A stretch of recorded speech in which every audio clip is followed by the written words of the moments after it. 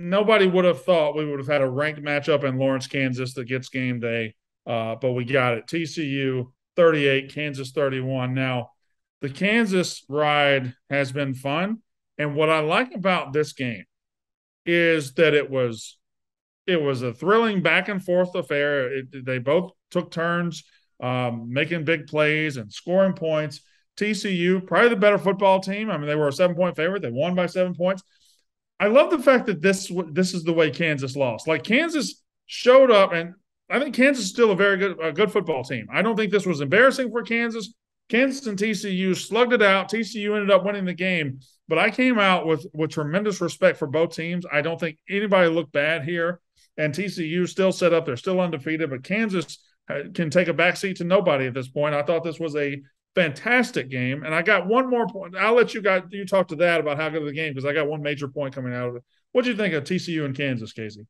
Well, Jack and I had, a little moment on the podcast on Thursday where I told him I think he's a fun sucker because he didn't think, that Kansas was going to be able to beat TCU. He was right. Yeah. But even watching this game, and I know they lost, and again, no moral victories, it's so hard not to root for this Kansas team. I mean, Jalen Daniels goes down, and in my head, it was like, all right, this is over. TCU is going to boat race them. Jason Bean comes in and has a phenomenal game. And I know that, that it wasn't, to me, like I know he played last year, so it wasn't like he was Yeah. completely unknown, but Kansas is so much fun to watch. And them even being in the game the way they were up until the last plays of the game with Jason Bean as their quarterback.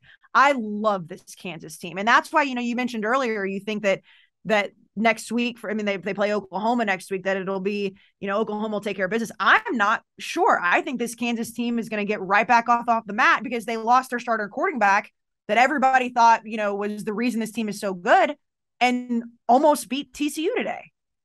And that is my major point from this game. And it tells me how good of a coach Lance Leipold is because Lance Leipold doesn't coach scared.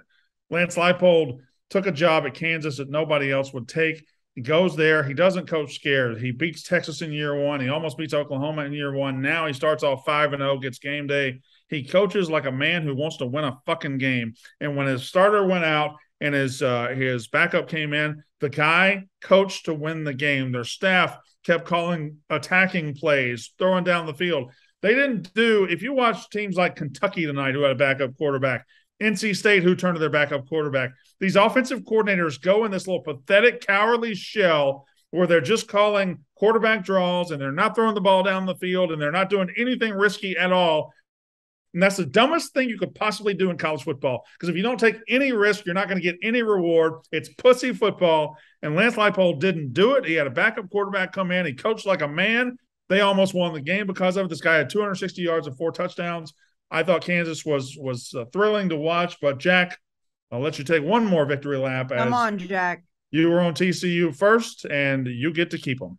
Go on with your bad self, Jack. You deserve No, it. no, I, I mean, this Quentin Johnston guy is something else. Um, he is, Let me just for anybody who doesn't know, receiver for TCU. he's the one that if you watch TCU, you were like, oh my God, who is that? Because first Mm-hmm. of all, he looks like he's fucking Zeus because Yeah, he wears number one. He's like 6'4", 240 pounds, yeah. made of like fucking God knows what from wherever Superman's from. And then also Max Duggan continues to play well. I was a little bit you know, not that impressed today. Next week's gonna really tell me if TCU is truly the best team in the Big 12 against Oklahoma State. I'm sure we'll get to that. But good win, tough environment. There was times when it felt like they could have like folded and they didn't. And yeah, I think TCU's a really good team. And like Oklahoma fans are saying, oh, it's year one for Brent Venables. You got to give him time. Yeah.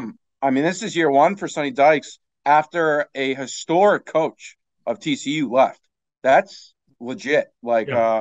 and obviously, still we're halfway through the season, kind of, but still a lot to play. But Sonny Dykes is, without a doubt, one of the leaders for Coach of the Year so far, at least in my opinion. I mean, you look at both of these coaches. I mean, Sonny Dykes and Lance Leipold. Like, these are two guys who are, I don't want to say shocking the nation because that feels a little bit disrespectful.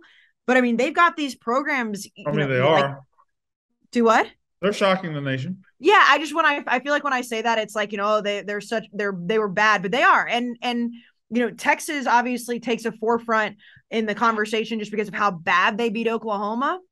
But the same thing that we talked about going into this week, and Brandon, you said it at the beginning of this segment, is no one in their right minds would have said the biggest game in the Big 12 in week 6 was going to be Kansas TCU, not Oklahoma Texas. And that is solely, the players obviously are executing what they're doing, but it's solely because you got Sonny Dykes and Lance Leipold coaching their asses off right now.